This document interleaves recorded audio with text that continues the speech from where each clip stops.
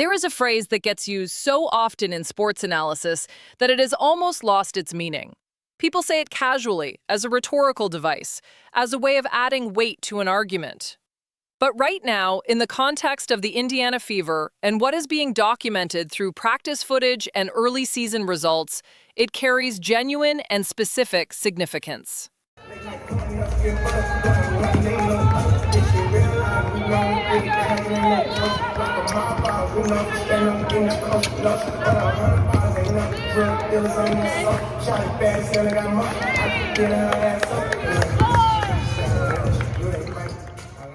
The phrase is this: the film does not lie. Not opinions, not reactions, not the post-game press conference where a coach carefully selects which reality to present to the cameras. The actual footage, captured during actual practices, showing actual behavior from actual people responsible for preparing a professional basketball team to compete. That footage has been circulating. People have been watching it. And what it reveals about the current state of the Indiana Fever's organizational culture, specifically around coaching discipline and structural preparation, is deeply troubling. Let us start with what the film is actually showing, because that is where the foundation of this conversation has to be built. Multiple practice clips from this season have surfaced and been analyzed. In clip after clip, the same pattern emerges. Players are moving around the floor without the focused intensity that professional-level preparation demands. There is joking. There is casual movement between drills. There is an atmosphere that observers are describing as undisciplined. Not in a single isolated moment, but consistently across multiple sessions, in multiple clips. And at the center of all of it, or more precisely at the periphery of all of it, is head coach Stephanie White. In one clip, she is standing in the corner of the practice facility, not engaged with a drill, not instructing a player, not walking through a concept with an assistant, standing there. In another clip, she is observed in the background while players work through what appears to be a drill, and her engagement with what is happening on the floor is, at minimum, difficult to detect. And in perhaps the most telling moment captured on camera, she is seen scratching her head, visibly uncertain, visibly disengaged, standing apart from the activity rather than directing it. Now it is fair to acknowledge that practice footage almost never tells the complete story. A 30-second clip is not a full 2-hour practice session. There are warm-up periods, water breaks, film review sessions, and individual instruction moments that cameras may not capture or that viewers may not see in a condensed social media clip. A coach standing back and observing is not always a sign of disengagement. Sometimes it reflects a deliberate choice to let players work through a concept independently before providing correction. All of that is true. All of that deserves acknowledgement. But here is what those qualifications cannot explain away: the pattern. Not one clip, not one moment of stillness.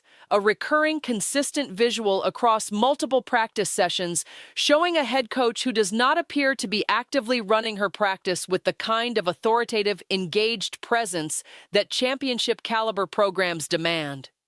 The defensive breakdowns that have plagued the Indiana Fever through the early portion of this season do not materialize out of nowhere on game night. They are the product of preparation, or the absence of it. The rotations that have failed, the schemes that have not held, the inability to stop opposing offenses from getting into comfortable rhythms, all of it traces back to what is being installed, drilled, corrected, and demanded during practice hours. This is not a small point. This is the entire point. The Indiana Fever's defensive performance has been the defining problem of this early season. They lost their opening game by 3 points, a narrow margin that, on the surface, might suggest the game was competitive and the loss was close. And yet, through all of this, through the defensive collapses, through the footage of undisciplined practice sessions, through the early season loss, Stephanie White has not demonstrated the kind of visible ownership and corrective urgency that this situation demands. There is also the notable development surrounding Caitlin Clark's injury situation. Reports have surfaced suggesting that Clark may have brought in her own personal doctor and her own trainer to manage her health and physical condition independently. If accurate, that is a significant detail. It suggests a level of individual initiative around her own care that goes beyond what the organization is providing, or at least beyond what she trusts the organization to provide adequately. A player of Clark's commercial value and competitive importance taking that kind of independent step is not a story about medical preferences. It is a story about confidence levels. It is a story about whether the player at the center of this franchise's entire identity and revenue structure feels sufficiently supported by the people around her. When a star athlete begins making independent arrangements for her own medical management rather than relying on the organizational infrastructure, it is worth asking why. It is worth asking what that decision communicates about the relationship between that player and the institution she plays for. The injury management question connects directly back to the broader coaching and organizational competence conversation, because an engaged, attentive coaching staff that has built genuine trust with its most important player typically does not create conditions where that player feels the need to source her own medical team. Trust is built through demonstrated competence, consistent communication, and a visible commitment to the player's well-being and development. When those elements are present, players lean into the organizational infrastructure. When they are absent or insufficient, players find alternatives. The suggestion that Clark may be doing exactly that is worth examining carefully. Now let us connect all of these threads, the practice footage, the defensive failures, the injury situation, and the coaching presence questions, because they do not exist as separate, isolated concerns. They form a unified picture of an organizational environment that is not functioning at the standard this roster and this moment require. The Indiana Fever possess genuine talent. That is not in question. The offensive pieces, when properly arranged and deployed, are capable of competing with any team in this league. The individual skill level on this roster is legitimate, but talent without structure produces chaos. Skill without discipline produces inconsistency. And individual capability without coherent system-level coaching produces exactly what we have been watching. A team that can put up points, that can create individual moments of brilliance, but that cannot stop opponents from doing the same thing, and that appears to be operating without the kind of unified defensive identity that separates competitive teams from legitimate championship contenders. Start off, obviously Mo missed the first game of the season. Is there any update on her plan on Wednesday or how she's progressing? Yeah, I mean, I think she'll do more today. So we'll do more in practice today, and then we'll, again, evaluate after every day. I know that it's a boring answer, but it's the thing that you do when you come back from injury. It's like you go through a practice, you add a little bit more, you see how you are post-practice, you see how you are the next day, and then we evaluate. It really, literally is one day at a time. You mentioned with Caitlin and just the adjustments during the game, that kind of being an ongoing thing. Could you just expand upon that? Is it like an injury related or just kind of just basic maintenance? No, it's basic maintenance, and I think when you think about the expansion of medical teams in the W, it's like a professional team. Like you have more hands on and more people on duty and more hands on deck, and you can go back and you can get regular maintenance adjustments on Caitlin, but our other players are going back to get regular maintenance too. So yeah, it's just going to be something that's going to consistently see. I wish I could go get an adjustment at halftime. Is it like just like a chiropractor, just kind of works on them, loosens them up, or? No, I don't. You have to ask the medical staff exactly what it is. I stay in my lane. That's fair.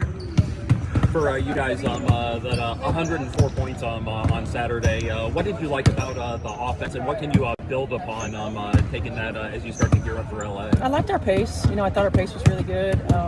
We played fast. The practice footage is the window into why.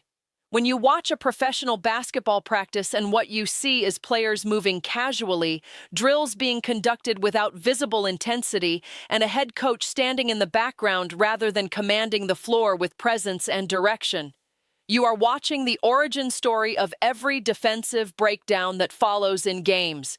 Practice habits become game habits. Practice discipline becomes game discipline. Practice intensity becomes game intensity. These are not separate categories. They are a direct and unbroken chain of cause and effect.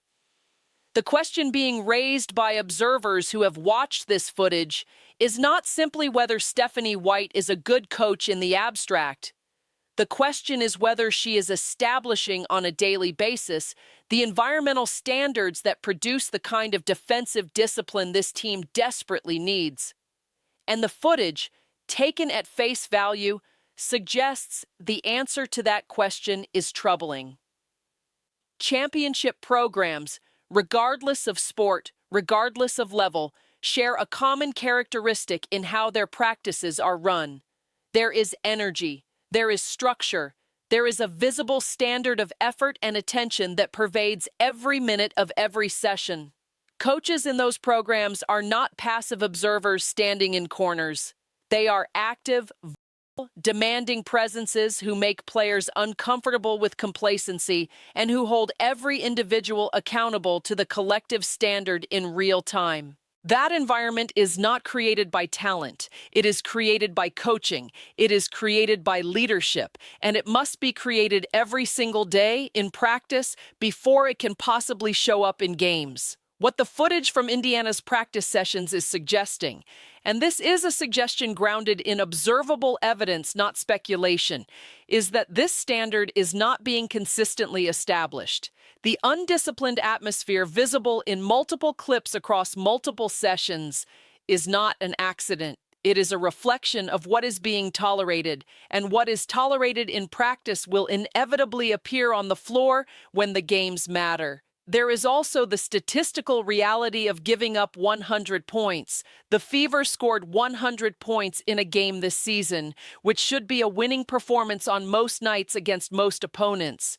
The fact that they also surrendered 100 points in that same game is the entire story of where this program currently sits. You cannot outscore your defensive problems indefinitely. Eventually, the shots stop falling at the rate you need. Eventually, the opponent makes adjustments. Eventually, the math catches up with you. And when that happens, if you do not have a defensive identity to fall back on, you have nothing. This is the Indiana Fever's existential challenge right now. Not the offense, not the injury management, not even the deployment questions surrounding Clark that have dominated the conversation for months. The existential challenge is defense, and defense is a coaching responsibility before it is a player responsibility. It is installed in practice. It is reinforced through film. It is demanded through accountability. And it is led by example through the visible daily commitment of the head coach to hold every player to a standard that does not waver based on mood, momentum, or comfort level. That standard, based on what the practice footage is revealing, does not appear to be present in the way this moment requires.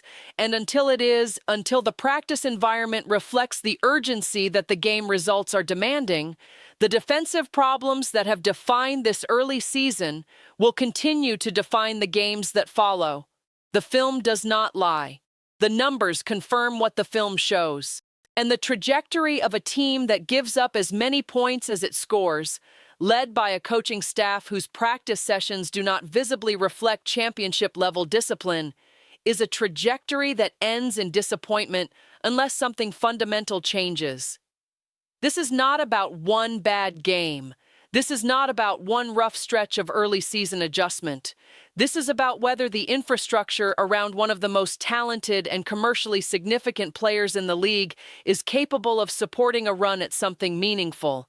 Right now, based on the available evidence, the honest answer to that question is far less encouraging than Fever fans deserve. The footage exists, the results exist, the pattern exists, and the people responsible for changing that pattern know exactly where to find the problem. If they are willing to look honestly at what the film is actually showing them.